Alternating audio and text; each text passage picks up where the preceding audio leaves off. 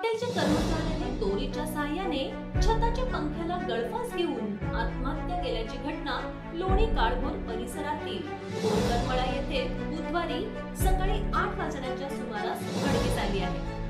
शंकर मोहनराव शिंदे वय वर्ष 27 असं आत्महत्या केलेल्या कर्मचाऱ्याचं नाव आहे. या प्रकरणी स्वप्नील राजेंद्र कदम यांनी लोणी काळभोर पोलीस ठाण्यात माहिती दिली. याबाबत लोणी काळभोर पोलीस ठाण्यात आकस्मिक मृत्यूची नोंद करण्यात आली.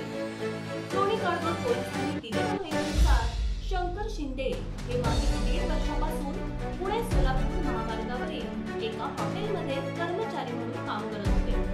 ते आपल्या इतर सहकारी कर्मचाऱ्यांसह त्या हॉटेलच्या रूममध्ये राहत होते.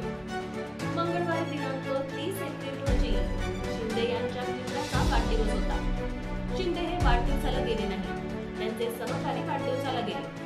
दरम्यान दुसऱ्या दिवशी बुधवारी सकाळी 8 वाजण्याच्या सुमारास वाढदिवसाला गेलेले सहकारी परतले. त्यांनी दरवाजा ठोठावला, परंतु कोणताही प्रतिसाद त्यांना मिळाला